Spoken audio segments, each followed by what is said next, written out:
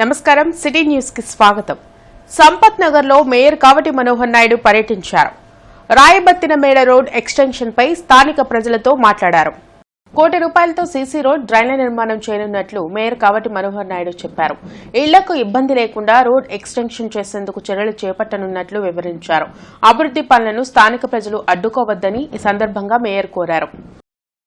అందువల్ల వెంటనే ఈ ప్రజల యొక్క కోరికను దృష్టిలో పెట్టుకొని వాళ్ళు అడగంగానే మరి కార్పొరేషన్ నిధుల నుంచి ₹1 కోట్లు శాంక్షన్ చేయటం, మరి వీటన్నిటికి కూడా అనుమతి ఇవ్వటం కూడా జరిగింది.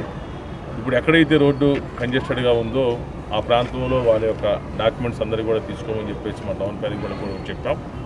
ఎక్కడా కూడా ఇబ్బంది లేకుండా, ఎవరికి కూడా ఇబ్బంది లేకుండా మరి ఎంతవరకు పాసిబిలిటీ ఉందో, ఎంతవరకు మనం రోడ్డు వేయగలమో, ఎంతవరకు డ్రైన్ కట్టగలమో చూసి పూర్తి స్థాయిలో నిర్మాణం చేస్తామని చెప్పేసి కూడా చెప్పడం కూడా జరుగుతూ ఉంది. ఎందుకంటే భవిష్యత్తులో ఒక్కసారి రోడ్డు కానీ, డ్రైన్స్ కానీ, మంచినీటి పైప్ లైన్ కానీ వేస్తే సుమారు 20-25 సంవత్సరాల పాటు మరి అవి ఉపయోగపడే విధంగా ఉండాలనేటువంటి ఉద్దేశంతో వాళ్ళందరినీ కూడా రిక్వెస్ట్ చేయడం కూడా జరిగింది. వాళ్ళు కూడా సానుకూలంగా కూడా కొంతమంది స్పందించారు. మరి చూస్తూ ఉన్నాం, ఎక్కడైతే కంజెస్టెడ్గా ఉందో వాళ్ళ డాక్యుమెంట్స్ బోత్ సైడ్స్ ఇరువైపులో ఉన్నటువంటి హౌస్ హోల్డర్స్ దగ్గర నుంచి కూడా డాక్యుమెంట్స్ తెప్పించి ఎంతవరకు వాళ్ళు ఏమైనా ఎంక్రోచ్ చేయారా, లేకపోతే వాళ్ళు ఏమైనా వాళ్ళ డాక్యుమెంట్ ప్రకారం వాళ్ళు కన్స్ట్రక్ట్ చేసుకున్నారని కూడా చూసి దాన్ని బట్టి పూర్తి స్థాయిలో డ్రైను రోడ్డు చిన్నదవటం వల్ల ఇవాళ పెరిగిన జనసాంద్రత వల్ల, పెరిగిన వాహనాల వల్ల ఈ రోడ్డు కాస్త కొంచెం ఇబ్బందికరంగా ఉంది. ఈ రోడ్డుకి కాలువకి రోడ్డుకి ₹70 లక్షల శాంక్షన్ చేశారు. అలానే పైప్ లైన్, మంచినీరు పైప్ లైన్ ఎప్పుడో వేసింది కావటం వల్ల కొంచెం మురికి నీరు వస్తూ ఉంది.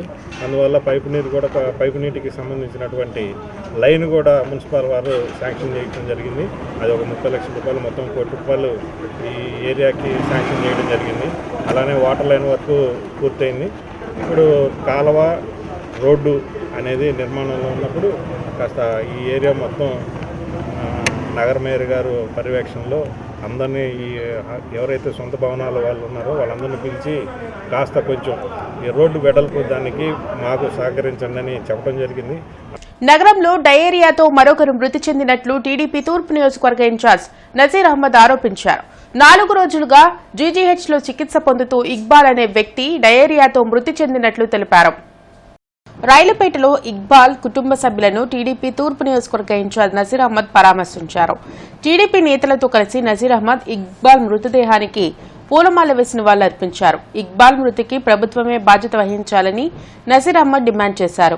వైసీపీ నేతలకు ఓట్లపై ఉన్న శ్రద్ధ ప్రజల ప్రాణాలపై లేదని విమర్శించిన ఆయన డయేరియా మృతుల వివరాలను ప్రభుత్వం గోప్యంగా ఉంచుతుందని ఆరోపించారు. ప్రజలకు కనీసం మంచినీళ్లు కూడా ఇవ్వలేని ప్రభుత్వం ప్రజలకు అవసరమా అని ప్రశ్నించారు. ఇక్బాల్ కుటుంబాన్ని ప్రభుత్వం ఆదుకోవాలని డిమాండ్ చేశారు.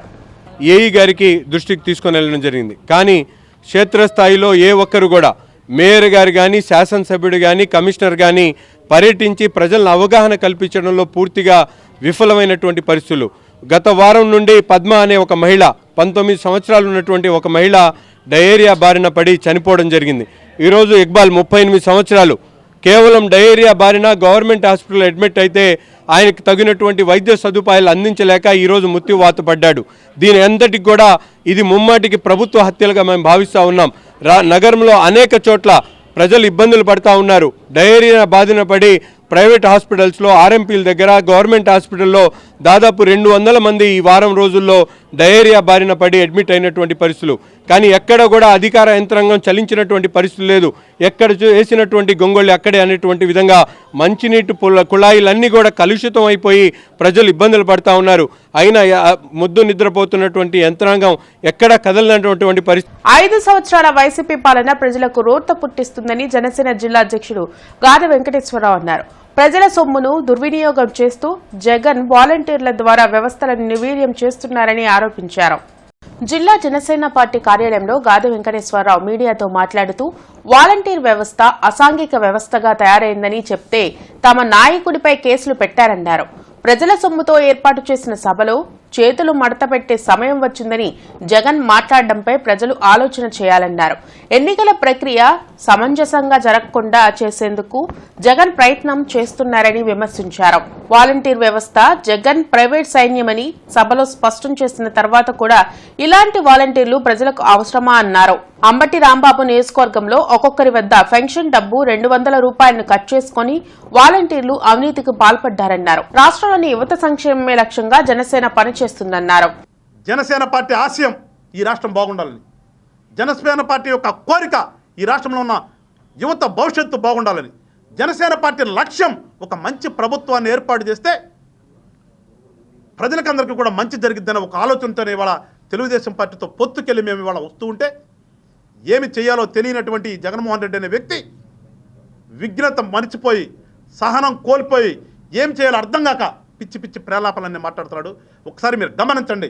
రానున్నటువంటి రోజుల్లో ఒక మంచి నిర్ణయం తీసుకోండి. ఒక మంచి ప్రభుత్వాన్ని ఏర్పడటానికి మీరందరూ కూడా తోడ్పాటు అందించండి. ఖచ్చితంగా పాడైపోయినటువంటి రాష్ట్రాన్ని, ఎందుకంటే చెప్తున్నాను కూడా అంటున్నాడు వాళ్ళ బాబాయ్ వచ్చేసి ఉమ్మడి రాజధానిగా హైదరాబాద్ ఉండాలంట. 5 సంవత్సరాలు అయిపోయిన తర్వాత ఈయనకి ఇప్పుడు గుర్తొచ్చింది ఉమ్మడి రాజధాని అనేది. అంటే వీళ్ళ చేతగాని తనం ఏ రకంగా ఉంటుందో ఒకసారి మీరు అర్థం చేసుకోండి. రానున్న ఎన్నికల్లో పెదకూరుపాడు నియోజకవర్గ టీడీపీ అభ్యర్థిగా కొమ్మాలపాటి శ్రీధర్ను ప్రకటించాలని ఆ నియోజకవర్గ టీడీపీ నాయకులు డిమాండ్ చేశారు. అమరావతి రోడ్డులో కొమ్మలపాటి శ్రీధర్ ఆత్మీయ సమావేశం జరిగింది. ఆత్మీయ సమావేశంలో పెదకూరపాడు నియోజకవర్గ టీడీపీ నాయకులు పెద్ద సంఖ్యలో పాల్గొని కొమ్మలపాటి శ్రీధర్ కు పెదకూరపాడు సీటు కేటాయించాలని డిమాండ్ చేశారు. గత 17 సంవత్సరాలుగా శ్రీధర్ పెదకూరపాడు నియోజకవర్గంలో టీడీపీని భుజాలపై వేసుకుని ముందుకు తీసుకువెళ్తున్నారన్నారు. వైసీపీ అరాచకాలను సైతం ఎదుర్కొని పార్టీని ముందుకు తీసుకెళ్తున్నారన్నారు. కొమ్మాలపాటి సీటు లేదని జరుగుతున్న ప్రచారాన్ని ఈ సందర్భంగా ఖండిస్తున్నామన్నారు. చంద్రబాబు, లోకేష్, అచ్చెన్నాయుడు పెదకూరపాడు సీటును శ్రీధర్ కు కేటాయిస్తూ ప్రకటన చేయాలని డిమాండ్ చేశారు. కార్యక్రమంలో పెదకూరపాడు నియోజకవర్గ టీడీపీ నాయకులు వెన్నా సాంబశివారెడ్డి, పెదకూరపాడు బుజ్జి, సరిపూడి నాగేశ్వరరావు, ఏపూరి నాగేశ్వరరావు తదితరులు పాల్గొన్నారు. ఇక్కడ మాకు శ్రీధర్ అనే వ్యక్తి 17-18 సంవత్సరాల నుంచి ఈ నియోజకవర్గానికి అన్ని రకాలుగా కూడా మరి పార్టీ పరంగా కానీ అక్కడ ఉన్నటువంటి ప్రజల్లో తెలుగుదేశం పార్టీ క్యాడర్ కానీ అండదండలుగా ఉంటా ఉన్నారు. ఆ వ్యక్తిని పొరపాటున ఎటువంటి వేరే నిర్ణయాలు తీసుకోకూడదు పార్టీ అని చెప్పేసి చెప్పడం కోసమే ఈరోజు ఈ సమావేశం ఏర్పాటు చేసి శ్రీధరే ఏకవాక్య తీర్మానం అభ్యర్థి శ్రీధరే. ఎందుకంటే ఇప్పుడు ఆల్రెడీ ప్రచారం చేస్తూ ఉన్నారు ఎన్నికల బరిలోకి వెళ్ళి. అందుకోసం పార్టీకి విజ్ఞప్తి చేస్తూ ఉన్నాం చంద్రబాబు నాయుడు గారికి, లోకేష్ గారికి, మరి అచ్చెన్నాయుడు గారికి త్వరగా అఫీషియల్గా అనౌన్స్ చేయాలి శ్రీధర్ గారిని అని చెప్పేసి ఈ సమావేశం తీర్మానం చేస్తాం. గత ముందు మాట్లాడినటువంటి వక్తలు చెప్పినట్టుగా గత వారం 10 రోజులుగా అనేక పేర్లు వస్తూ ఉన్నాయి. ఒకటి మాత్రం గుర్తుపెట్టుకోవాలి, ఏ పార్టీ అయినా ఎవరైనా కానీ మనం కష్టాల్లో ఉన్నప్పుడు, మనం ఇబ్బందుల్లో ఉన్నప్పుడు ఎవరు ఈ పార్టీ కోసం సేవ చేశారు, ఎవరు ఈ పార్టీ కోసం కష్టపడ్డారు, ఎవరు ఈ పార్టీ కోసం నష్టపోయారు అనేది ఖచ్చితంగా తెలుగుదేశం పార్టీ నారా చంద్రబాబు నాయుడు గారు కానివ్వండి, నారా లోకేష్ గారు కానివ్వండి ఖచ్చితంగా గుర్తుపెట్టుకుంటున్నారు అని చెప్పి మనం ఇప్పటికి కూడా భావించాల్సినటువంటి పరిస్థితి ఉంది. నాడు గత 17 సంవత్సరాల నుంచి రాజకీయ ఆరంగేట్రం చేసినప్పటి నుంచి కూడా కొమ్మాలపాటి శ్రీధర్ గారు తనకు చేతనైనంత పరిధిలో అటు ప్రభుత్వ పరంగా కానివ్వండి, వ్యక్తిగతంగా కానివ్వండి సేవలు అందిస్తూ ఉన్నటువంటి మాట మనందరం కూడా చూసిందే. ఈనాడు స్థానికుడికి కాకుండా వేరే వేరే పేర్లు వస్తూ ఉన్నాయి. ఆ వేరే వేరే పేర్లు వచ్చే వాళ్ళు కూడా లోకల్ వాళ్ళు కాదు. ఏదున్నా కష్టమైనా నష్టమైనా కింద పడ్డా పైన పడ్డా మన స్థానికులకు, అది కూడా మనకి కష్టకాలంలో చేదోడు వాదోడుగా ఉన్నటువంటి కొమ్మాలపాటి శ్రీధర్ గారికే సీటు ఇస్తారని చెప్పి అధిష్టానం ఇస్తుంది అని చెప్పి నాకైతే ఇప్పటికీ కూడా నమ్మకం ఉంది. దానికి మీరందరూ కూడా కార్యోన్ముఖులు అవుతారని చెప్పి కూడా నేను భావిస్తా ఉన్నా. కేంద్ర ప్రభుత్వం అనుసరిస్తున్న వ్యవసాయ కార్మిక విధానాలకు వ్యతిరేకంగా రాష్ట్ర వ్యాప్తంగా పారిశ్రామిక గ్రామీణ బంద్ను చేపట్టారు. కార్మిక సంఘాలు సంయుక్త కిసాన్ మోర్చా ఆధ్వర్యంలో శంకర్ విలాస్ సెంటర్ నుండి లాడ్జీ సెంటర్ వరకు నిరసన ప్రదర్శన నిర్వహించారు. మోడీ హటావో దేశ్ కి బచావో నినాదంతో జరిగే సమ్మెకు ప్రజల నుండి భారీ స్పందన లభిస్తుందన్నారు. ప్రభుత్వ సంస్థలను కేంద్ర ప్రభుత్వం ప్రైవేట్ సంస్థలకు అప్పగిస్తుందని ఆరోపించారు. వ్యవసాయ రంగాన్ని కార్పొరేట్ వ్యక్తులకు దారాదత్తం చేసే ప్రయత్నాన్ని కేంద్రం వెనక్కి తీసుకోవాలన్నారు. రైతులకు మద్దతు ధర కల్పించడంతో పాటు రాష్ట్రానికి ఇచ్చిన విభజన హామీలను అమలు చేయాలని డిమాండ్ చేశారు. కార్యక్రమంలో రైతు, కార్మిక, దళిత, ప్రజా సంఘాల నాయకులు పాల్గొన్నారు. ప్రైవేటీకరణ మొత్తం అన్ని సంస్థల్ని, ప్రభుత్వ రంగ సంస్థలన్నింటినీ ప్రైవేటీకరణ గావించి కార్పొరేట్లకు అప్పచెప్తా ఉన్నాడు. రైతులకు సంబంధించి 3 వ్యవసాయ చట్టాలు రద్దు చేయాలని చెప్పి పెద్ద ఎత్తున సంవత్సరాన్ని పైగా పోరాడితే ఆ పోరాటానికి తట్టుకోలేక చివరికి వాటిని రద్దు చేశాడు. అయితే గిట్టుబాటు ధర కావాలని వాళ్ళు పోరాడుతూ ఉన్నారు. ఆ పోరాటం ఎంత పోరాటం చేసినా కేంద్ర ప్రభుత్వం ముందుకు రాని నేపథ్యంలో ప్రభుత్వం అనుసరిస్తున్నటువంటి విధానాలకి నిరసనగా ఈరోజు ఈ పోరాటం జరుగుతూ ఉంది. ఏదైతే గతంలో హామీ ఇచ్చిన ఈ యొక్క ఎంఎస్పి అంటే మద్దతు ధరల చట్టం చేస్తామని చెప్పారు. అదేవిధంగా రైతుల మీద పెట్టే కేసులు ఎత్తేస్తామని చెప్పారు. ఇవేమీ జరగలేదు కాబట్టి ఈ బంద్కి ఈ రోజున గ్రామీణ ప్రాంతాల్లో ప్రధానంగా అన్ని మండల గ్రామాల్లో బంద్ జరుగుతూ ఉంది. అదేవిధంగా జిల్లా కేంద్రాల్లో కూడా వాళ్ళకి మద్దతుగా ప్రదర్శన జరుగుతూ ఉంది. అందువల్ల యావత్తు భారతదేశం మొత్తం కూడా నరేంద్ర మోడీకి వ్యతిరేకంగా అనేక రూపాల్లో మరి ఆందోళన ఉద్యమాలు చేపట్టాలని చెప్పేసి ఈ రోజున ప్రారంభం అయిందని చెప్పి తెలియజేస్తూ ఉన్నాం. ఈరోజు ప్రధానంగా మనం కనుక చూసుకునే పని అయితే దేశవ్యాప్తంగా కార్మిక, కర్షకులు, అదేవిధంగా దళితులు, గిరిజనులు, మైనార్టీలు అందరూ కలిసి గ్రామీణ బంద్ చేస్తూ ఉన్నారు. కార్మికులంతా దేశవ్యాప్తంగా అన్ని పట్టణాల్లో కార్మిక సమ్మె అనేటువంటిది జరుగుతూ ఉంది. మీ అందరికీ తెలుసు, ఈరోజు మొత్తం వ్యవసాయ రంగాన్ని కార్పొరేట్ సంస్థలకు ధారాదత్తం చేసేటువంటి కుట్రలను కేంద్ర ప్రభుత్వం చేపడుతూ ఉంది. అదేవిధంగా భారత రాజ్యాంగంలో ఉన్నటువంటి లౌకిక విలువలకు విరుద్ధంగా, భారత రాజ్యాంగంలో ఉన్నటువంటి సమైక్య స్ఫూర్తికి విరుద్ధంగా భారత రాజ్యాంగాన్ని కించపరిచేటువంటి పద్ధతుల్లో మతోన్మాదాన్ని రెచ్చగొడతా ఉంది.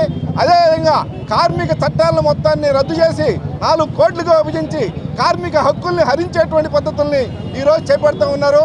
సత్తెనపల్లిలో మంత్రి అంబటి రాంబాబు ఇంటిని ముట్టడించేందుకు ఎన్ఎస్యుఐ నేతలు యత్నించారు. ఇది ఉద్రిక్తతకు దారితీసింది.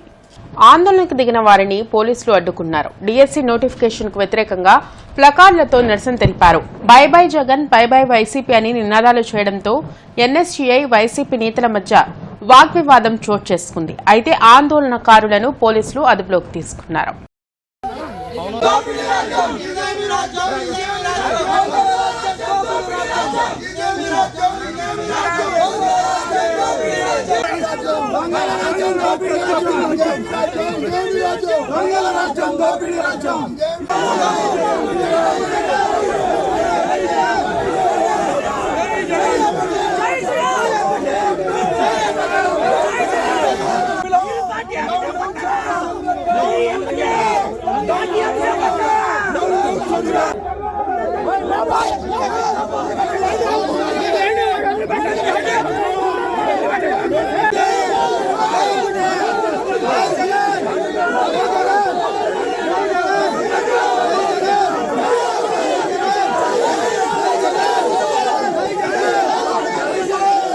ఎన్నికల విధుల్లో సచివాలయ సిబ్బంది పాత్రను తగ్గించడం, వాలంటీర్లను ఎన్నికల విధులకు దూరంగా పెడుతూ ఎన్నికల కమిషన్ తీసుకున్న నిర్ణయాన్ని స్వాగతిస్తున్నట్లు సిటిజన్స్ ఫర్ డెమోక్రసీ ఫోరం అధ్యక్షులు వల్లంరెడ్డి లక్ష్మణ్ రెడ్డి తెలిపారు.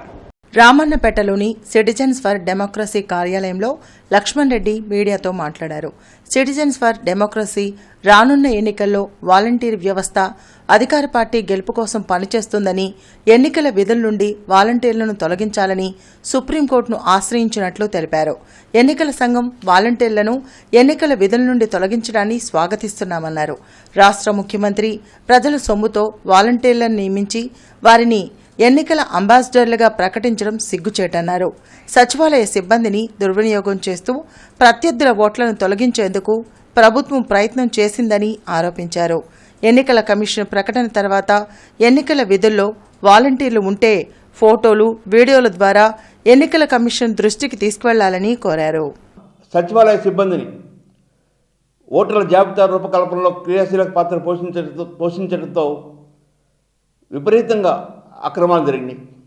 చనిపోయిన వాళ్ళ ఓట్లు కొనసాగుతూ ఉన్నాయి. ఒకే ఇంటి పేరుతో అనేక పదుల ఓట్లు కొనసాగుతున్నాయి. ఒకే వ్యక్తికి 2-3 చోట్ల ఓట్లు కొనసాగుతున్నాయి. ప్రత్యర్థుల యొక్క ఓట్లని తీసివేయడానికి ఫార్మ్ 7ని దుర్వినియోగం జరిగింది. వీటన్నిటికీ కారణం స్థానిక అధికార పార్టీ నేతలు స్థానికంగా ఉన్న సచివాలయ సిబ్బందిని ప్రోత్సహించి ప్రలోభపరిచి ఈ ప్రయత్నాలు చేశారు. ముఖ్యంగా ఈ ప్రకటన తర్వాత కూడా ఎలక్షన్ కమిషన్ అందించిన ఈ ఆదేశాల అనంతరం కూడా వాలంటీర్లు ఎన్నికల కార్యక్రమాల్లో అధికార పార్టీకి తొత్తులుగా పనిచేస్తూ ఉంటే వాటిని వీడియో ద్వారా కానీ ఆడియో ద్వారా కానీ ఫోటోల ద్వారా కానీ ఎన్నికల కమిషన్ దృష్టికి తీసుకెళ్లాలని, సిటిజన్స్ ఫర్ డెమోక్రసీ దృష్టికి కూడా తీసుకురావాలని కోరుతున్నాను. ఇవి ఇప్పటివరకున్న వార్తా వివరాలు. మరికొన్ని వార్తా విశేషాలతో మళ్ళీ కలుద్దాం. అంతవరకు సెలవు. నమస్కారం.